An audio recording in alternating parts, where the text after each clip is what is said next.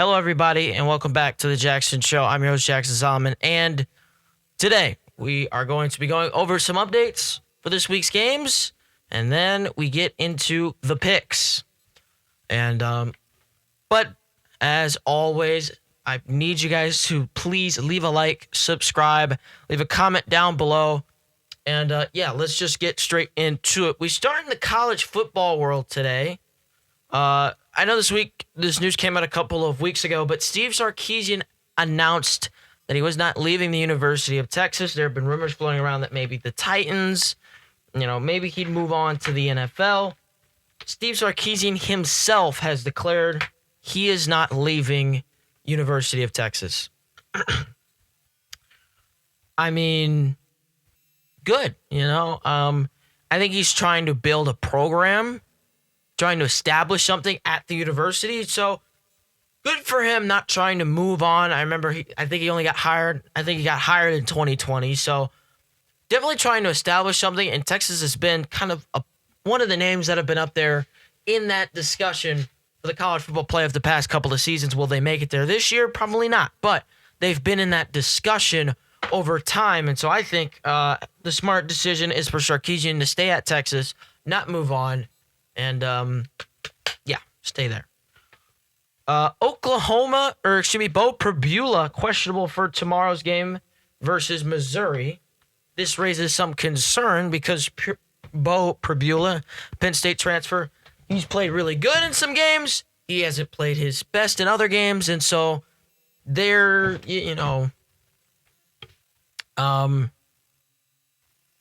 is huge.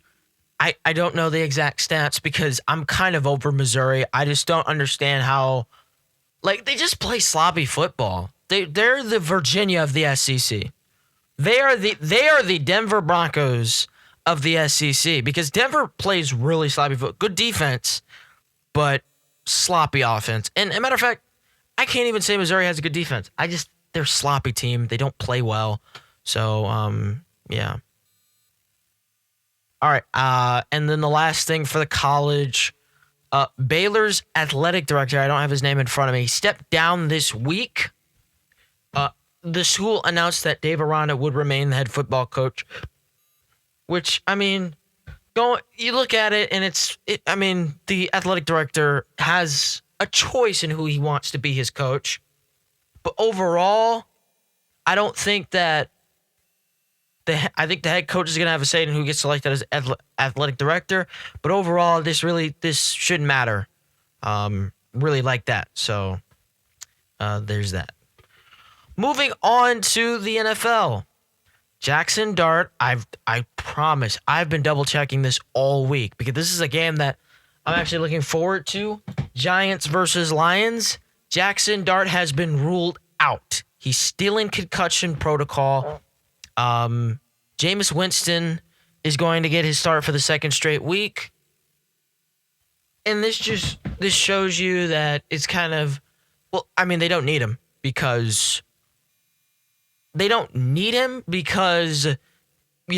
have, who am I thinking of? Brian Daboll got fired.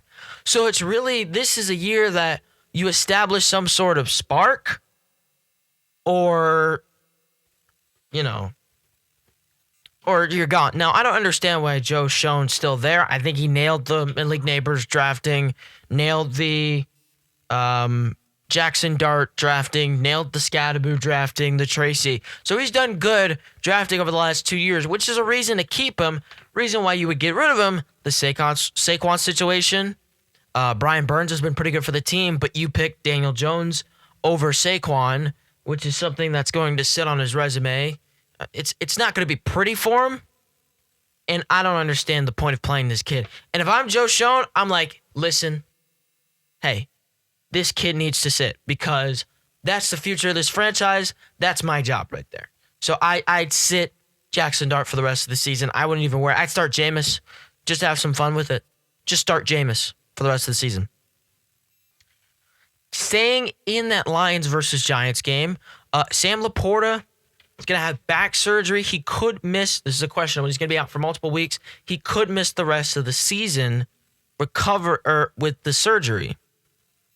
And what does that mean for the Lions? Well, it means that Brock Wright is your starting tight end until Sam Laporta comes back. It means that the tight end position is going to be very thin. And the Lions have drafted well, but it just goes to show you that really, the ability and the decisions to make moves at the trade deadline during the offseason, those are all very important decisions. And you look at this, Sam Laporta's out for the year. You're 6-4. Your defense is going to be missing its starting defensive backs. It's not looking good. And then the last thing for the NFL before we get into the picks, Joe Burrow, his status, reports have come out of practice that he's played and that he looks good. They're expecting him to come back around next week, although his status is still unclear. I wouldn't play him. Like Jackson Dart, this is the future of this franchise. And he's the most valuable player. He's the player that you have to protect. So if I have a choice between Joe Flacco and Joe Burrow for this season, I'm taking Joe Burrow, especially considering they're going to be without Jamar Chase on Sunday. So there's no use in bringing him back. And honestly, I don't trust. And the other thing with the Bengals is, yes, you're probably not going to make the playoffs because that defense has not been playing up to the expectation. But also, the offensive line, it's what got you injured in the first place. And honestly, I don't really want to come back and play behind that offensive line because of how bad it is. Now we get into the best part of everyone's week. My weekend predictions, 12 of the best games from the college and NFL world. We start in Norman, Oklahoma, 7-point favorites against the 22nd ranked team, Missouri. Give me Oklahoma. Bo Pribula's injured. There's a giant question mark there. I'm gonna take Oklahoma there in that game. Okay. Louisville, SMU, both teams playing to get up there. SMU is actually fourth in the conference. Louisville is a couple spots below them. It can work out in SMU's favor. You need a little bit of help, but it can end in SMU's favor. They have to win out. They have Virginia Tech. They need Virginia Tech to win. They would need Pitt to win this week, and then Miami to beat Pitt. It's a stretch for them to make the conference championship game, which would be their best shot at making it into the college football playoff. So they have to win this game. Must-win game for SMU. For Louisville, you don't have much to play for. I don't like Miller Moss like that. The game's in SMU. They're 3-point favorites. I'll take the favorites in this game. Game of the week. College Game Day is going to be there tomorrow morning, 9 Eastern time.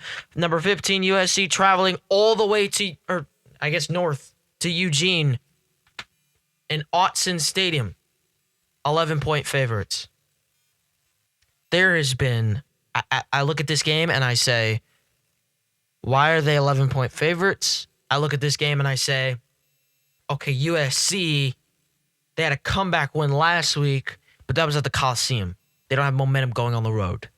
Autzen is a very difficult place to play, and unless you have Kurt Signetti, I don't trust you. Give me the Ducks. TCU traveling to Houston. Houston 1-point favorites. It's been an ugly year for TCU, and they've played kind of slow last couple of weeks. They're 10th in the conference at 6-4, barely peeking their head above the water. And Houston, they need a little bit of help to make the conference championship game. They're near the bottom of the college football playoff. I think this is going to be a statement win for Houston. I'll take the Cougars, the 23rd ranked team in the country. Pitt is taking on Georgia Tech. Is Georgia Tech maybe looking ahead? I don't know. They've had a couple of close games, which means that the Georgia Tech. There are a couple of things about Georgia Tech. They've played close. They played down to their competition in the last couple of weeks. Right? And they've played down to their competition these last couple of weeks. They're only 3-point favorites at home. And the other thing you got to look at is this is a trap game because next week, Georgia And although this Pitt team is very good and you got to beat them and you want to beat them, I'm saying Georgia is the team that Georgia Tech, they just want to beat them more. They just want to beat them more. They know what happened last year. They want to win more than ever. So I'm going to take Pitt. This is going to be a trap game right here.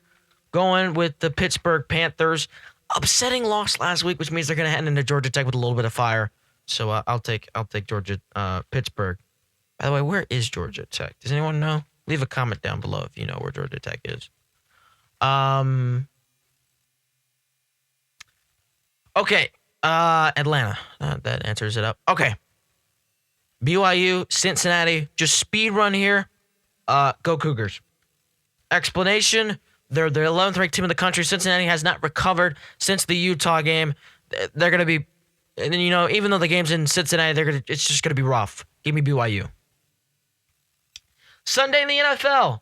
Colts travel to Kansas City. Chiefs are 3-point favorites. If we're picking spread, no. Bump that. Give me the Colts. I don't trust. First of all, for them to win by 4, that's a sucker's bet. But also, I don't trust in Kansas City anymore. I don't like the idea of them being below 500 in November. But I mean, that Kansas City defense has to really pick things up to put pressure on Daniel Jones. And I just don't see that happening. So I'm going to take the Colts. Giants, Lions. Lions are 13-point favorites. You already know. Give me the Lions. I almost hit the G-Man, but I'm going to take the Lions there. Jameis Winston's going to start. It could get ugly. Lions are wearing their black jerseys, which, I mean, something. I can't say what I'm thinking right now. Not that it's bad. I just don't. Yeah.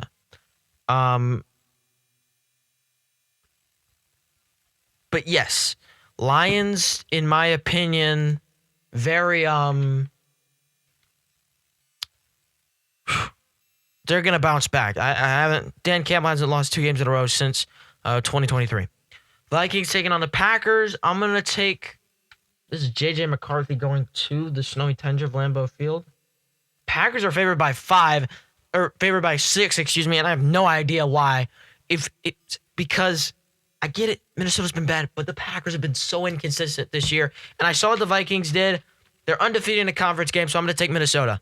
That'd be probably my upset of the week. 5-point dogs going to Green Bay, the snowy tundra. I'm going to take the Vikings there.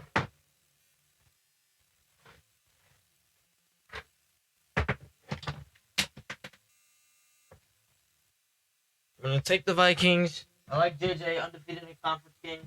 Plus, I mean, I look at it and it's just Green Bay's been inconsistent all season, so hard to kind of pick them. Eagles taking their Kelly Greens on the road for the first time in franchise history. They take on the Cowboys. Give me the Eagles favored by the 4. Why Philly? Excuse me. Drop something. Why Philly? Well, they're coming off of a statement win. They're going to Dallas, and Dallas's defense has not improved since that first game of the season. The Eagles' offense has, and I think A.J. Brown goes mad in this game. So, yeah, Eagles with your Kelly Green jerseys, you'll look sweet. Give me the Eagles. Sunday Night Football, Buccaneers, Rams. Rams favored by 7. I'm going to take the Rams here, no hesitation. Reason why is Buccaneers, they just look broken to me. And it's tough to win games when nothing you're doing is working. Bucky Irving is going to be out. He's still out for multiple amounts of time. You're losing pieces on offense, and I just don't know if they can handle it anymore. And then last game, we're going to be picking Niners versus Panthers. Give me the Niners, favored by 7. Reason why I take the Niners is because the reason why I take the Niners is because their defense looks really good. They blew out the Cardinals last week, and the Panthers, they struggle facing good defenses. They're gonna face another one this week, so I'm gonna take the Niners. All right, so that was my NFL predictions and college football predictions for this weekend, speed run edition. I don't know if you guys picked up on that, but that was me going as fast as possible to get this video out as fast as possible. So thank you so much. You could always use the like button. Please leave a like, subscribe, turn the notification bell on. Thank you so much for listening to The Jackson Show, and as always, bring a friend.